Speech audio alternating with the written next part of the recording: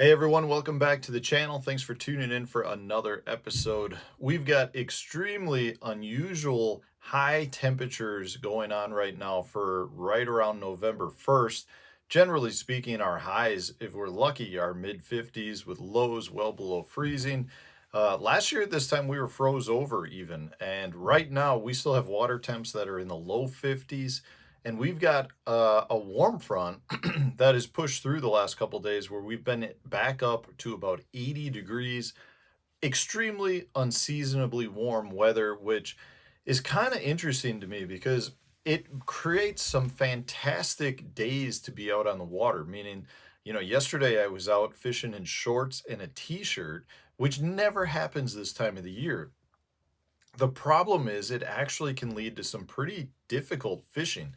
A lot of the fish should be getting into their winter positions. They should be grouping up. They should be setting up in deep water.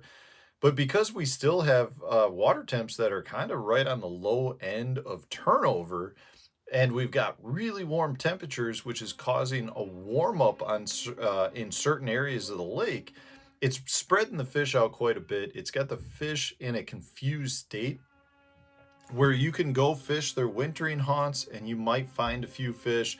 You can go fish almost still summer pattern type stuff and catch a few fish. They're everywhere. They're really scattered and it creates difficult fishing. But I've got for you a couple of areas specifically to look when you get these, excuse me, when you get these warm fronts that push through during the late fall period. And hopefully this will help you catch a few more fish because they really do hold up well. A lot of times as well, these are places to look for the same sort of stuff in the springtime when you've got the first couple of really warm days during the spring. It's not quite warm enough where all the fish start going shallow, but it's like some very unseasonably warm days in the spring when you're still almost talking about normally being in winter temperatures.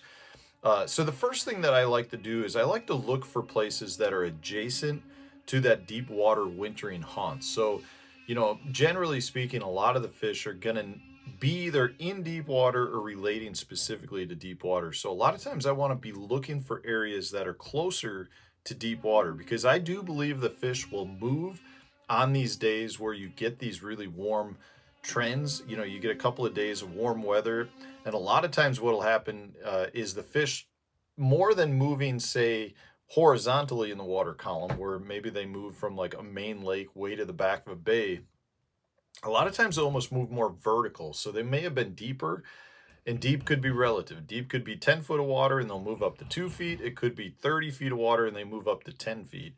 But a lot of times they just move more vertical. Instead of moving long distances of travel, they just kind of come higher up in the water column and move to the first cover that they can find.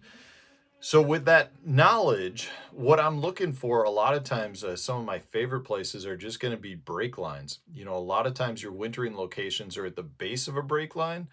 So if you've got a drop off, a break line or a drop off where it goes maybe from 10 feet to 30 feet, if they're wintering at 30 feet and you get some of this warm weather, they'll sometimes slide up to the top of that break line. So, I personally like to fish a lot of break lines where I can cast to the top of the break line and work my bait back to the bottom break line, or vice versa. I'll set up on top of the break, throw to deep water, and work it up the break. The point here is if you've got fish that are still sitting in their deep water haunts, or you've got fish that decide to move up for some of that warmer temperatures, you're going to be able to fish both just by one cast on that break line. So I definitely am looking for my break lines. Another thing that I really like to identify are points where the end of that point touches some of the deeper water in that basin that you're fishing. And this is kind of the same thing. A lot of times those fish will slide from the deep part of the point up to the shallower part of the point where they've got warmer water temperatures. They can get some of that sun exposure because bass are very much like animals. If you watch like cows in a pasture or horses in a pasture, a lot of times they'll sit with their body so that it's perpendicular to the sun. So if you got the sun coming, the sun rays coming down, they'll turn their body so their full body collects that sunlight. And a lot of times they'll move up to a depth of water where they can get more sunlight. So it's not necessarily a foot of water, but a lot of times they'll move up into only a couple feet of water. And a point is a really good place where they can go from that deep part of the point, slide up to the top part, and they can get more sunlight and they can warm up. So I definitely am looking for points. Another thing that I like to find are flats that have a defined ditch or creek channel that wanders through them. A lot of times those fish, again, will winter in that ditch, in that creek channel. And when you get that warmer water temps, they'll just move up on top of that flat. That flat is where you get a lot of that warmth. A lot of times it's where you have stumps or rock piles or hard spots that the fish can sit on, because those areas are grabbing more sunlight and producing more heat. It's just one of those things where, you want to find deep water that has close access to a shallower water area.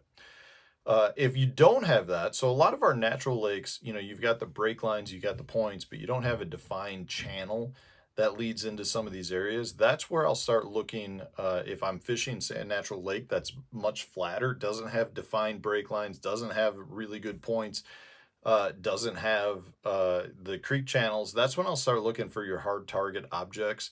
A lot of times in those instances, the fish are a little bit more mobile where they're moving around on those flats, but they're going to find something to relate to, whether that's a dock post, a stump, a boulder, something that will absorb that heat. Those are definitely going to be the things I'm looking for.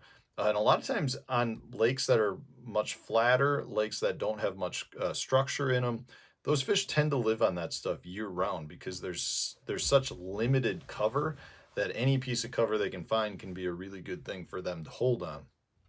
And then last but not least, this hasn't quite happened down south, but you generally will get some form of grass die off over time. Like up here by me, there's not much grass that's left. But if you can find some good green grass that's still, growing or still healthy, a lot of times you'll find fish will congregate to those clumps uh, on those days. What I'll actually find a lot of times is the fish, if that grass is saying 8 feet of water, the fish will actually sit up on top of that grass patch. I think it gives them more comfort to be higher in the water column, and they can relate to that grass. So if the grass comes up to 2 feet under the surface, the bass will sit right at that 2 foot mark. If there is something that comes that kind of freaks them out, they can just swim down into the grass patch and feel the safety of that grass. But if you have a lake where you've still got some good, healthy grass, a lot of times those fish will rise up to the top of it. A lot of times that grass can actually absorb some of that sunlight and produce some heat as well. If they go down deeper in it, sometimes that will have cooler water. But at the same time, what you'll find with the grass is, as the night progresses, that grass will hold more warmth, so it'll take a little longer to warm up, but once it gets warmer, it'll retain that heat throughout the night period. So a lot of times the grass can be really good, towards the end part of the day, or it just can be good in general, where the fish will be higher above it, absorbing the sunlight, and then as the sunlight kind of dissipates later in the day, the fish will stay in that grass patch. Uh, but it's one of those things where I absolutely love to go fishing on days where it's extremely warm when it should be extremely cold. Uh, the problem is, a lot of times the fishing's not great. So you really want to key in on some of these key areas.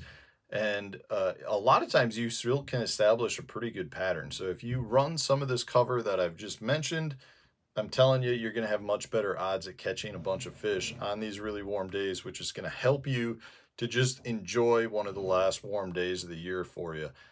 So hopefully this was helpful. If it was, hit the like button, subscribe to the channel if you haven't done so already, and stay tuned. We'll have a new video coming out tomorrow for you.